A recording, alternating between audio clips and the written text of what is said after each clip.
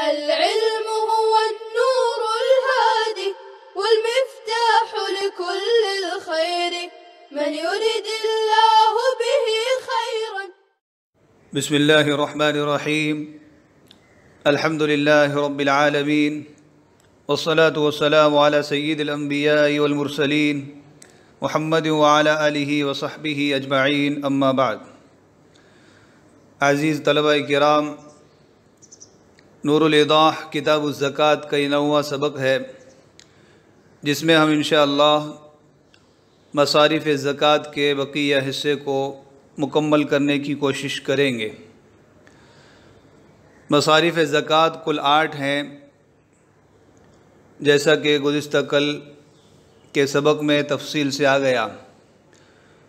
ان میں سے ہم نے 4 مصارف کو پڑھ لیا ہے، بقیہ 4 مصارف کو انشاءاللہ پڑھیں گے.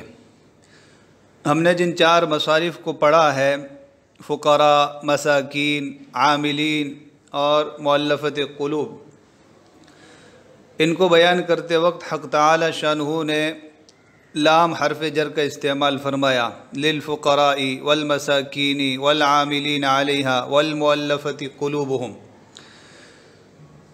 جس سے علماء نے یہ فائدہ اخذ کیا ہے کہ یہ جو 4 مصارف زکوٰۃ ہیں، ان میں سے ہر مصرف کو مالک بنا کر ان کے ہاتھ میں زکوٰۃ دینا ضروری ہے، اس لیے کہ لام برائے تملیک ہے. بقیہ جو 4 مصارف بیان فرمائے گئے ہیں، ان میں فی حرف جر کا استعمال ہوا ہے، وفی الرقاب والغارمین وفی سبیل اللہ وابن السبیل. تو اس سے یہ فائدہ حاصل ہوا کہ یہاں ان 4 مصارف کے لوگوں کے ہاتھ میں زکوٰۃ کا دینا ضروری نہیں، بلکہ ان 4 قسم کے افراد اور اصناف کے فائدے کے لیے ان کے کام اور ضرورت کو پورا کرنے کے لیے مال زکوٰۃ کا استعمال ہوگا. خود ان کے ہاتھ میں دے کر مالک بنانا ضروری نہیں ہے. تو جو 5واں مصرف ہے وہ ہے وفی الرقاب، اور غلام آزاد کرنے میں. رقاب یہ رقبہ کی جمع ہے، رقبہ کا معنی گردن.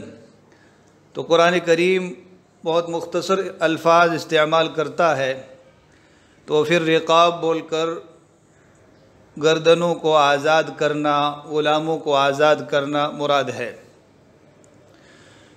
زمانہ قدیم سے ایک رسم چلی آ رہی تھی کہ بہت سارے لوگوں کو جنگوں میں یا مختلف چیزوں میں قیدی بنا لیا جاتا، غلام بنا لیا جاتا، پھر وہ بازار میں فروخت ہوا کرتے تھے. تو اسلام نے اس غلامی کی رسم کو پسند نہیں کیا.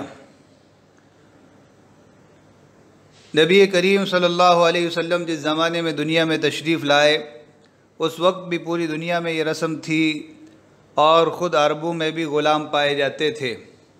تو اسلام اس کو پسند تو نہیں کرتا تھا، لیکن یک لخت اس کا ختم کر دینا ممکن نہیں تھا. اس لیے اسلام نے آہستہ آہستہ دھیرے دھیرے اس رسم کو ختم کرنے کا کام کیا. چنانچہ قرآن کریم میں بہت سارے ایسے کفارے بیان کیے گئے ہیں جن میں کفارہ غلام کو آزاد کرنا ہے. اسی طرح سنت مطہرہ میں بھی غلام کو آزاد کرنے کی بہت زیادہ تلقین ہے. نبی کریم علیہ السلام، آپ کی ازواج مطہرات اور صحابہ کرام نے بہت کثرت سے غلاموں کو آزاد کر کے اس رسم کو ختم کرنے میں اپنا کردار ادا کیا ہے. اور ان غلاموں کو جو آزاد کیا گیا، تو انہی میں سے بہت سے ایسے باکمال لوگ پیدا ہوئے جو امامت اور اجتہاد کے درجے تک پہنچے. اس لیے اسلام اس رسم کو پسند تو نہیں کرتا، لیکن یک لخت اس کو ختم کرنا ممکن نہیں تھا. اس لیے دھیرے دھیرے اس کو ختم کیا گیا۔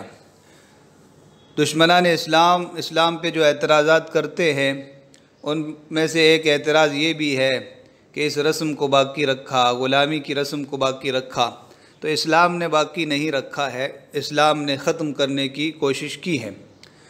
اور یہ اسلام کو تانے دینے والے، اسلام پر اعتراضات کرنے والے جو لوگ ہیں، تو پہلے تو افراد کو، لوگوں کو غلام بنایا جاتا تھا، انہوں نے پوری قوموں کو اور پورے ملکوں کو غلام بنایا ہے۔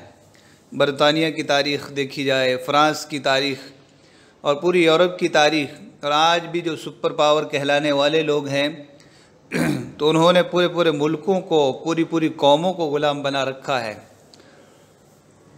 تو الزام ہم کو دیتے تھے، قصور اپنا نکل آیا۔ بہرحال آج مارکیٹ میں اس طرح کے غلام تو نہیں پائے جاتے جیسے پہلے زمانے میں پائے جاتے تھے، لیکن جب جیلوں میں دیکھا جائے تو بہت سارے بے گناہ لوگ قیدی بنے ہوئے ہیں، جیلوں میں قید و بند کی زندگی گزار رہے ہیں، تو اس مصرف میں سے ان لوگوں کے لیے خرچ کیا جائے گا، ان کی آزادی کو پورا کرنے کے لیے، جیلوں سے ان کو رہائی دلانے کے لیے زکوٰۃ کے اس مصرف میں صرف کیا جائے گا۔ یہاں پر انہوں نے وفی الرقاب کی یہ وضاحت فرمائی ہے کہ الرقاب سے مراد وہ غلام ہیں جنہوں نے اپنے مالکوں اور آقاؤں کے ساتھ اس بات پر اتفاق کیا ہو کہ وہ مال کی ایک مخصوص رقم ان کو دے دیں گے تو وہ لوگ انہیں آزاد کر دیں گے۔ تو ایسا ہوتا تھا، غلام اپنے مالکوں اور آقاؤں کے ساتھ یہ معاہدہ کر لیتے تھے کہ اتنے پیسے ہم لا کر تمہیں دے دیں گے اس شرط پر کہ تم ہمیں آزادی دلاؤ گے۔ تو اسلام نے زکوٰۃ کے مال میں سے اس کا ایک مستقل حصہ مقرر فرمایا، 8 مصارف زکوٰۃ میں سے ایک مستقل مصرف قرار دیا۔ اس سے پتہ چلتا ہے کہ اسلام غلامی کی رسم کو ختم کرنے پر کس قدر حریص ہے۔ دیکھیں، وفی الرقاب 5واں مصرف فی الرقاب ہے، غلاموں کو آزاد کرنا ہے۔ هم العبید الذین كانوا يتفقون مع سادتهم على انهم ان ادوا الیہم قدرا من المال اعتقوهم۔ وفی الرقاب سے مراد وہ غلام ہیں جنہوں نے اپنے مالکوں کے ساتھ اس بات پر اتفاق کیا ہو کہ اگر یہ غلام انہیں مال کا ایک حصہ دے دیں گے، قدرا من المال، مال کا ایک حصہ ادا کر دیں گے، اعتقوہم، وہ لوگ انہیں آزاد کر دیں گے۔ فجعل لهم الاسلام نصیبا فی مال الزکاة حرصا علی تنفیذ عتقہم۔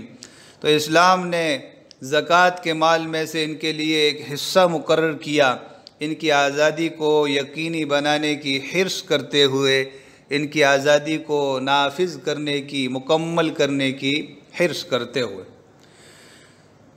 تو یہ 5واں مصرف بیان کیا گیا، غلاموں کو آزاد کرنے میں زکوٰۃ کا مال صرف ہوگا۔ والغارم، 6واں جو مصرف ہے زکوٰۃ کے مصارف میں سے، وہ ہے غارم۔ غارم کہتے ہیں مدین کو، یعنی مقروض، قرض دار شخص، وہ شخص جس نے کسی سے قرض لیا ہو اور پھر وہ قرض کے بوجھ تلے دب گیا ہو، اس قرض کو چکانے کی اس میں استطاعت نہ ہو، تو ایسے شخص کے قرض کو چکانے کے لیے زکوٰۃ کے مال میں سے حصہ دیا جائے گا۔ والغارم هو المدین الذی عجز عن سداد دینہ۔ 6واں مصرف وہ غارم ہے۔ غارم سے مراد وہ مدین، وہ مقروض، قرض دار جو اپنے قرض کی ادائیگی سے، قرض کو چکانے سے عاجز آ گیا ہو، عجز عن سداد دینہ، اپنے قرض کو ادا کرنے سے عاجز آ گیا ہو۔ علماء لکھتے ہیں کہ کوئی بھی مقروض شخص ہو، اس کو بلا تحقیق اٹھا کر زکوٰۃ کا مال دینا یہ درست نہیں ہے، بلکہ پوری تحقیق کی جائے گی۔ اسی لیے علماء نے یہ بھی لکھا ہے کہ اگر کسی نے کسی حرام کام کے لیے، ناجائز کام کے لیے قرض لیا تو اس شخص کو زکوٰۃ کے مال میں سے حصہ نہیں دیا جائے گا، بلکہ اس کی اصلاح کی کوشش کی جائے گی۔ اگر وہ توبہ کر لیتا ہے اور تحریری طور پر یہ لکھ کر دیتا ہے کہ آئندہ وہ گناہ کے کام نہیں کرے گا، تو پھر اسے اس مال میں سے زکوٰۃ دے کر اس کا قرض چکایا جائے گا۔ اسی طرح ہمارے زمانے میں بہت سے لوگ عیش پرستی کی زندگی گزارنے کے لیے، بڑے بڑے مکانات، بڑے بڑے محلات بنانے کے لیے، اسی طرح گاڑیاں خریدنے کے لیے بینک سے لون پر لون، قرض پر قرض لیتے رہتے ہیں، بہت زیادہ مقروض ہو جاتے ہیں۔ تو یہ جو بینکوں سے لون لینا ہے، انٹرسٹ لینا ہے، اور وہ بھی پرتعیش زندگی گزارنے کے لیے، بڑے بڑے بنگلے بنانے کے لیے، زرق و برق کی گاڑیاں خریدنے کے لیے، تو ایسے لوگوں کو بھی زکوٰۃ کے مال میں سے نہیں دیا جائے گا، بلکہ ان کی اصلاح کی کوشش کی جائے گی، ان کو اس برائی سے روکا جائے گا۔ ساتواں مصرف بیان فرما رہے ہیں وفی سبیل اللہ، اور زکوٰۃ کے مال کو اللہ کے راستے میں صرف کیا جائے گا، خرچ کیا جائے گا۔ قرآن اور حدیث میں، کتاب و سنت میں جب بھی فی سبیل اللہ بولا جائے تو سب سے پہلے اس سے جہاد مراد ہوتا ہے، مجاہدین مراد ہوتے ہیں، اللہ کا راستہ۔ تو سب سے پہلے علی الاطلاق فی سبیل اللہ سے جہاد اور مجاہدین مراد ہوتے ہیں۔ اسی لیے لکھا ہے کہ فی سبیل اللہ سے مراد وہ لشکر ہیں، وہ فوجی ہیں جنہیں امام نے کلمت اللہ کو بلند کرنے کے مقصد سے جنگ کے لیے تیار کیا ہو۔ المراد بہ الجنود، وہ لشکر ہیں، وہ فوجی ہیں جنہیں امام نے، خلیفۃ المسلمین نے اسلامی ملک میں کلمت اللہ کی سربلندی کے لیے، جہاد کے لیے تیار کیا ہو۔ تو اولاً یہ مراد ہے، لیکن جہاد سے مراد اسلامی جہاد ہے، وہ جہاد جو نبی علیہ السلام اور خلفائے راشدین نے فرمایا، جو اپنی شرطوں کے ساتھ ہو۔ کہیں بھی کسی بھی جگہ بندوق اٹھا لینے کو جہاد نہیں کہا جاتا، جہاد کی شرطیں ہیں۔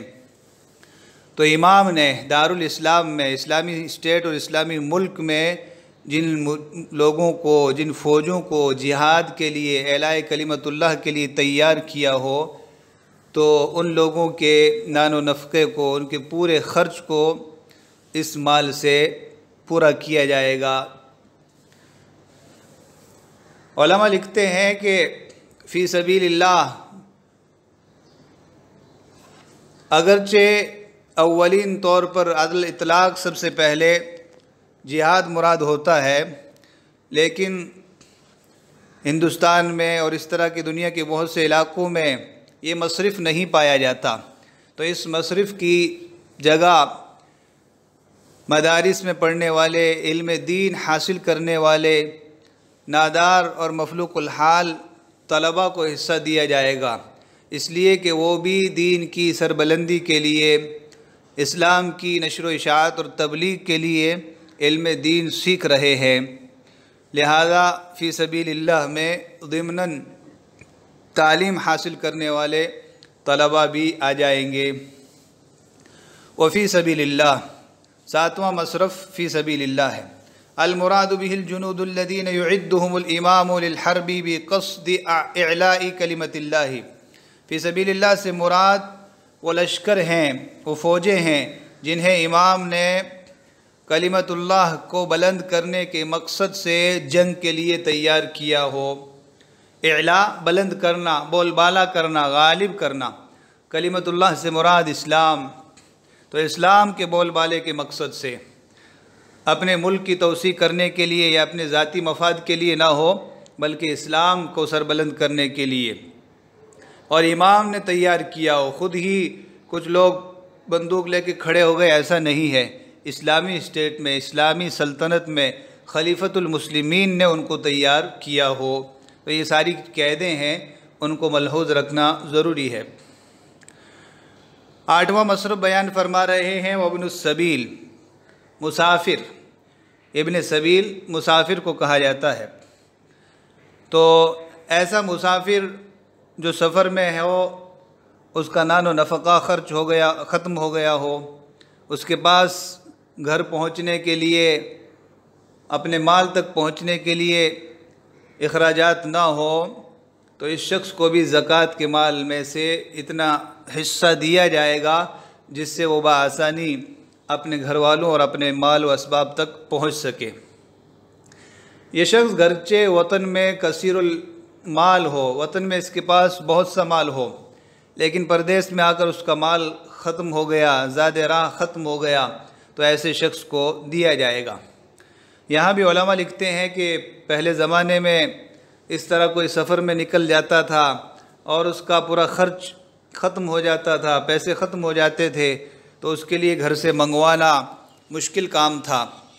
لیکن آج کے زمانے میں چاہے کوئی شخص دنیا کے کسی بھی کنارے میں ہو، جدید ٹیکنالوجی کے توسط سے اپنا پیسہ اور مال منگوانا بہت آسان ہے۔ اے ٹی ایم کے ذریعے، بینکوں کے ذریعے چند منٹوں میں ٹرانسفر ہو جاتا ہے، تو لہٰذا بلا تحقیق کوئی بھی اپنے آپ کو مسافر بتا کے زکوٰۃ مانگ رہا ہو تو اس کو زکوٰۃ نہیں دی جائے گی، بلکہ پوری تحقیق کی جائے گی۔ اگر سچ مچ میں مال کے اور پیسوں کے منگوانے کا کوئی راستہ نہیں ہے اور وہ شخص صحیح معنی میں مستحق کی زکوٰۃ ہے تب دیا جائے گا، ورنہ بہت سے لوگ فراڈ کرتے ہیں، دھوکہ بازی سے کام لیتے ہیں، کہتے ہیں کہ ٹکٹ کے پیسے نہیں ہیں، تو اگر ان کو ٹکٹ بنا کے دے دی جائے تو وہ سفر نہیں کرتے، بلکہ اسی ٹکٹ کو بیچ کر پیسے واپس لے لیتے ہیں۔ تو ایسے مکار اور دھوکے باز لوگوں کو زکوٰۃ کا مال نہیں دیا جائے گا۔ الغرض جتنے بھی مصارف زکوٰۃ ہیں 8 کے 8، تو آنکھیں بند کر کے بھی کسی کو نہیں دینا ہے، بلکہ جو افراد اور جو جماعتیں اور تنظیمیں زکوٰۃ دیتی ہوں، تقسیم کرتی ہوں، ان کو پوری تحقیق کی ضرورت ہے کہ صحیح معنی میں یہ مستحق زکوٰۃ ہے کہ نہیں، اور زکوٰۃ کے 8 مصارف میں سے کس مصرف کے تحت آتا ہے۔ اس لیے کہ اللہ رب العزت نے انما حصر کے ذریعے ان کو بیان کیا ہے، ان کے علاوہ کہیں بھی زکوٰۃ نہیں دی جا سکتی۔ رفاہی کاموں میں، اسپتال بنانے میں، سڑکیں بنانے میں، کنویں کھدوانے میں، پانی وغیرہ کے لگوانے میں زکوٰۃ کا مال صرف نہیں کیا جا سکتا۔ اگر اس طرح کے رفاہی کام کرنے کا کسی کو شوق ہو تو خیرات کے پیسوں سے، زکوٰۃ کے علاوہ جو پیسے ہیں، زکوٰۃ کے علاوہ جو چندہ وغیرہ ہے، تو اس کے ذریعے وہ کام کرے، رفاہی اور خیراتی کام کرے۔ زکوٰۃ کو ہر جگہ استعمال نہیں کیا جا سکتا، صرف انہی مصارف میں خرچ کیا جائے گا جو اللہ رب العزت نے بیان فرما دیے۔ وابن السبیل هو المسافر یفرغ ما فی یدیہ من النفقہ، ابن سبیل سے مراد وہ مسافر ہے جس کے پاس سے خرچ ختم ہو گیا ہو۔ یفرغ ما فی یدیہ من النفقہ، ما کا بیان ہے من النفقہ، جس کے ہاتھ سے نفقہ ختم ہو چکا ہو، فارغ ہو گیا ہو۔ فینقطع بہ السبیل، تو اس کا راستہ رک گیا ہو، سفر رک گیا ہو۔ ویعجز عن الوصول الی اہلہ ومالہ، اور وہ اپنے گھر والوں اور مال تک پہنچنے سے عاجز ہو گیا ہو۔ فیعطی من مال الزکاۃ، تو اسے زکوٰۃ کے مال میں سے دیا جائے گا۔ ولو کان لہ مال کثیر فی بلدہ، گرچہ اس کے شہر میں اس کے پاس بہت سا مال ہو۔ یہ تو 8 مصارف بیان فرمائے ہیں جہاں زکوٰۃ کے مال کو صرف کیا جائے گا۔